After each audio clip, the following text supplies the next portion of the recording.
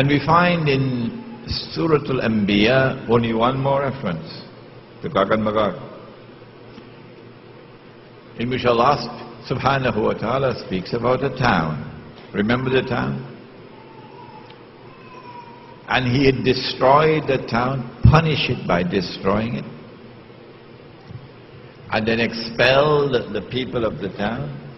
وَحَرَامٌ عَلَى قَرْيَةٍ أَهْلَكْنَاهَا.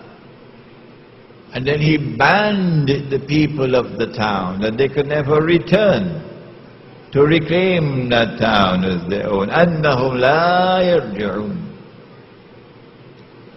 They are in a state of permanent exclusion, banned from returning to that town. Hatta, until when? Hatta إذا فتحت Yajooj wa Majooj, until Gog and Magog are released. وهم من كل حدب ينسلون. وهم من كل حدب ينسلون. And Gog and Magog, when they are released, they spread out in every direction, which is one meaning. And if you spread out in every direction, then you'll take control of the world. The land, the sea, the air. Read Toynbee. Read Arnold Toynbee. Read a book called Civilization on Trial. And in that book, Arnold Toynbee points out that modern Western civilization has risen upon the world with a mission to take control of the whole world. And he says, the land, the sea, the air, everything. He said it in that book. وَهُمْ مِنْ كُلِّ حَدَبٍ يَنْسِلُونَ. They spread out in all directions, and with the indestructible power they take control of the world. For the first time in history, one people will control the whole world. Nobody ever did that before. The other meaning is that they descend from every height. So they target you and they impose themselves upon you. You can't get away from them. Which town is it? Which town is it that is linked with Gog and Magog, which is the biggest footprint of all? Which town? We used this methodology, that we looked at all the ahadith of Prophet Muhammad ﷺ pertaining to Gog and Magog, to see whether there was any town mentioned by him that is linked to Gog and Magog. And when we had studied all the ahadith, we found only one town, only one in the hadith. And it is Baytul Maqdis, Jerusalem, Al-Quds. And so we said, well, here is a hypothesis which is already resting on fairly firm foundations, since this is a town mentioned in the hadith that is connected with Gog and Magog. So let's look and try on the shoe and see whether it fits. Why can't we do that? So then we looked at Jerusalem, and we found that this is a town which was destroyed by Allah, and Banu Israel were expelled from the town, even though Allah had given the land to them.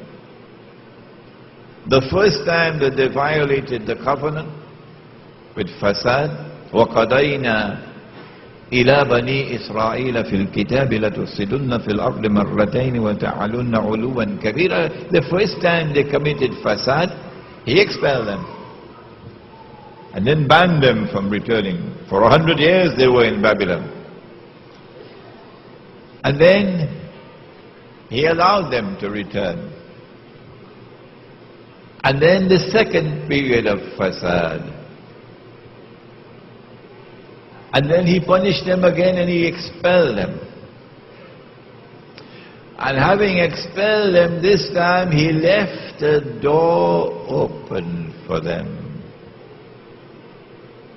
Despite all your wickedness, it is still possible. Asa Rabbukum ayyarhamakum. It is still possible for you to be forgiven and have mercy. There's only one door. This is the door. A man named Muhammad sallallahu alaihi wasallam.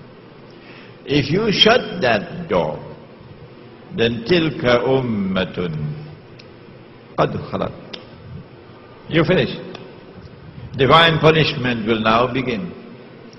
And if you are taken for a ride and brought back to the Holy Land by Gog and Magog, and you return with your fasad, then guess what I'll do with you?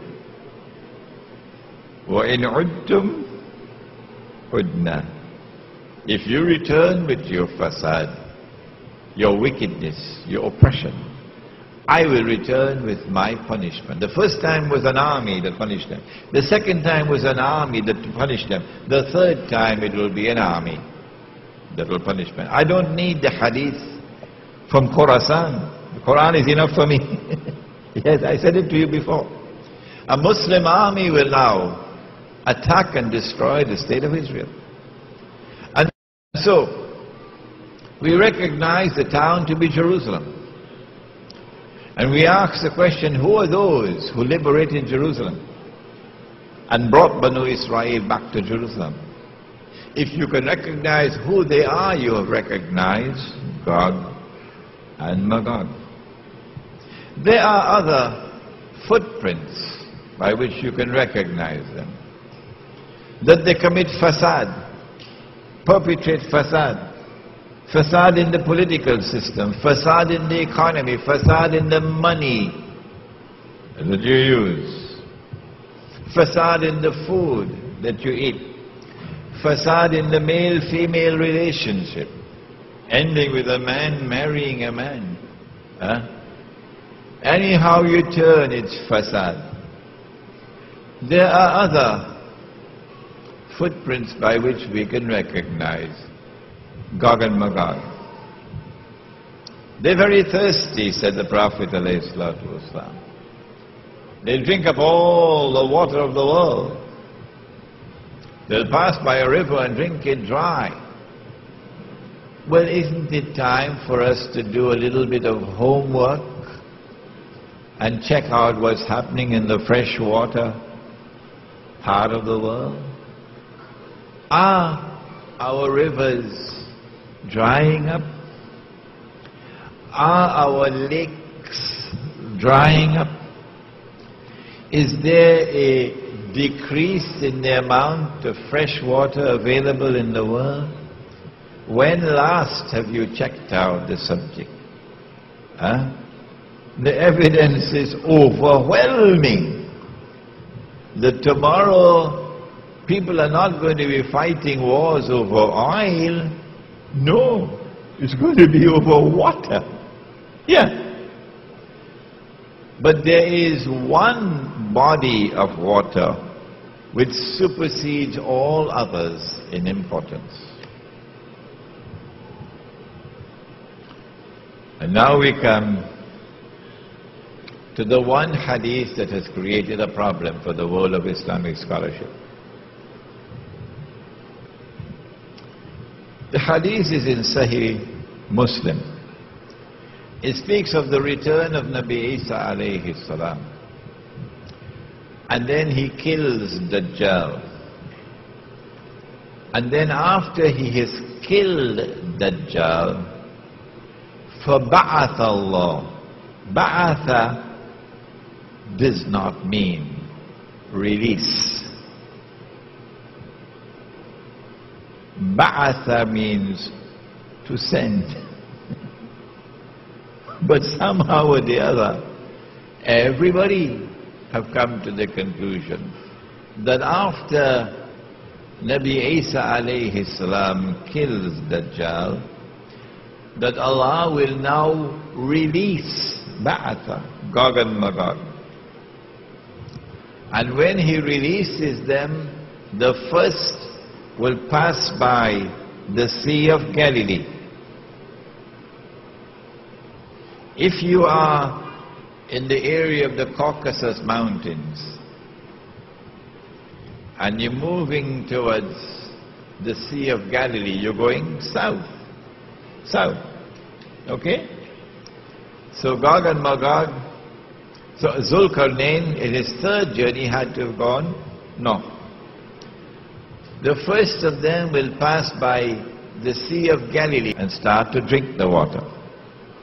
And by the time the last of them pass, they will say, there used to be water here. I think this is a fairly simple footprint to recognize. That when you see the water level in the Sea of Galilee going down and down and down, and when it reaches the point of no return, that it has crossed the level now, that the Sea of Galilee could ever be revived. It's only a matter of time for it to die, to dry up. Then you know that you are close now to the end. What is the water level in the Sea of Galilee now? The answer is, the water level in the Sea of Galilee has already crossed the point of no return. That's how low it is. Indicating that Gog and Magog have been passing. When they pass by the Sea of Galilee, where are they going? They're going to Jerusalem. When they go to Jerusalem, what are you doing with the water? You drank all that water? Huh? We are dealing here with religious symbolism. It's not the actual drinking of the water. Rather, it is the consumption of water. Israel said, we're going to make the deserts green. Those Arabs couldn't do that. They are dum-dums, the Arabs. And we have the scientific and technological know-how. We can change the desert and make it green. The Saudis are now growing wheat in Saudi Arabia. Yeah, but you do it at a price. The price you pay for making the desert green is that you will be consuming more water than nature can replenish.